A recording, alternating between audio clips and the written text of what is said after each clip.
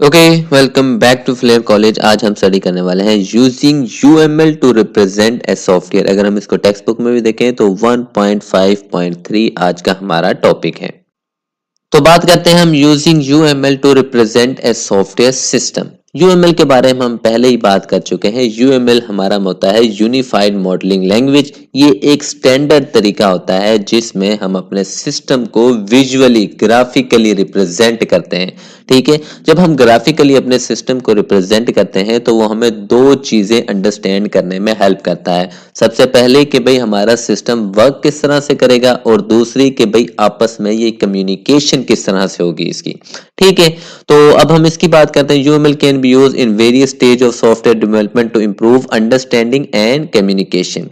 UML के जरिए हमारा जो सॉफ्टवेयर है वो उसको समझना आसान होता है, और जो उसकी कम्युनिकेशन होती है वो हमें समझ आती है। ठीक है, तो इसमें जो सबसे पहली चीज आती है वो आती है हमारी planning. Use UML diagram to map out the system requirement and design before writing any code. ठीक है, यूएमएल डायग्राम के जरिए हमें किस चीज का पता चलता है, रिक्वायरमेंट्स का। अब कौन सी हमने डायग्राम हम लास्ट क्लास में पढ़ चुके हैं, जो हमारी यूज केस डायग्राम थी। अब यहाँ पे हमें पता चलता है हमारे सिस्टम की रिक्वायरमेंट क्या है। जैसा कि यहाँ पे हमारा एक कस्टमर एक्टर है, तो हमें इससे पता चल रहा है कि भाई कस्टमर क्या क्या कर सकता है सिस्टम के अंदर। वो ये हमने बनाई थी एक ऑनलाइन शॉपिंग की, तो यहाँ पे कोई भी प्रोडक्ट है उसको सर्च कर सकता था। ठीक है, कोई भी चीज को अपने कार्ट में ऐड कर सकता है जो उसने खरीदनी है। मान यूं कह लो कि अपनी फेवरेट लिस्ट में ऐड कर सकता, उसके बाद ऐड करने के बाद उसको परचेज कर सकता था। तो ये क्या थी, ये रिक्वायरमेंट थी, और ये हमने किसके जरिए की थी, हमारी जो यूएमएल की डायग्राम थी, यूज केस डायग्राम, उसके जरिए। ठीक है, दूसरे नंबर पे हमारी हेल्प करता है डेवलपमेंट में। Developer refer UML diagrams to understand the structure and relation within the system. ठीक है, किस चीज में, स्ट्रक्चर एंड रिलेशन में। ठीक है, अब स्ट्रक्चर हमारा कहाँ पे, ये जो हमने क्लास डायग्राम, इसमें हमें पता चलता है हमारे स्ट्रक्चर का कि भाई कौन सा हमारी क्लास किसके साथ कम्युनिकेट है। ठीक है, और दूसरे नंबर पे रिलेशन। ठीक है, देखो अब यहाँ पे इनका रिलेशन भी बना हुआ है कि इसके साथ इसका क्या रिलेशन है, इसमें इसके साथ क्या है, ये पेरेंट है। ठीक है, ये इसके क्या है, चाइल्ड है। तो ये हमने एक्सप्लेन की गई है, लेकिन मैं यहाँ पे सिर्फ आपको बता रहा हूँ कि ये डायग्राम इस मकसद के लिए यूज होती है। उसके बाद आ जाता है हमारा कम्युनिकेशन।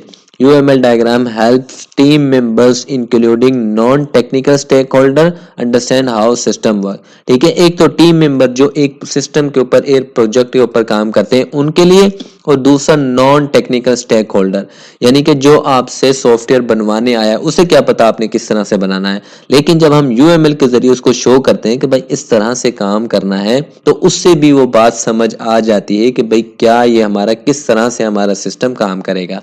ठीक है, तो stakeholder to understand how system work. ठीक है, जब हम देखो, अब यहाँ पे देखो, ये जो हमारी एक डायग्राम है, सीक्वेंस डायग्राम, यहाँ पे हमें पता चलता है कि भाई किस तरह। अब देखो, ये हमने लॉगिन सिस्टम बनाया था, तो यहाँ से हम जिसको समझ है, जो कंप्यूटर किस जिसको सॉफ्टवेयर बनाना आता है उसे तो समझ आएगी, डेवलपर को तो समझ आएगी।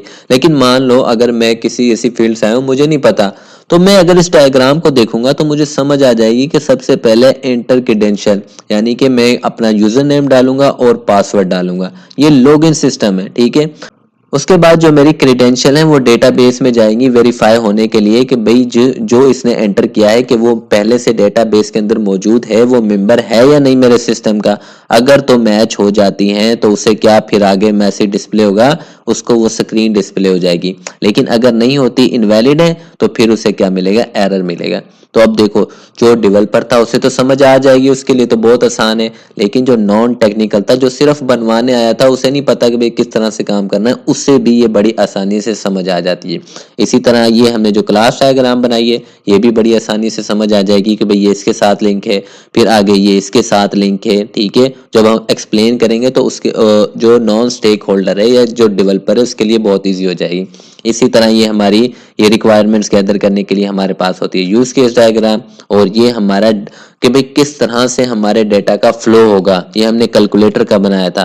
पहले हम 2 एंटर करेंगे, फिर नेक्स्ट स्टेप, फिर हम मान लो प्लस करना है हमने, फिर उसके बाद नेक्स्ट स्टेप, फिर हमने 2, उसके बाद कैलकुलेशन परफॉर्म होगी, उसके बाद चेक किया जाएगा क्या ये वैलिड है, वैलिड होगा तो हमें 4 आंसर मिल जाएगा, अगर नहीं होगा तो हमें एरर देगा और दोबारा से बोलेगा दोबारा से एंटर करो। तो यहाँ पे देखो बताने का मतलब है कि यहाँ पे देखो फ्लो हमें पता चल रहा है, ठीक है। सबसे पहले आपने ये एंटर करना है, फिर आपने ऑपरेशन, फिर आपने 2, तो ये देखो तो फ्लो, ठीक है। उसके बाद स्ट्रक्चर, फिर कम्युनिकेशन, तो ये सारा कुछ हमें समझने में आसानी होती है। तो आई होप आपको समझ आ गई होगी। कोई क्वेश्चन हो तो लाजमी पूछिए, चैनल को लाजमी सब्सक्राइब कीजिएगा। ओके।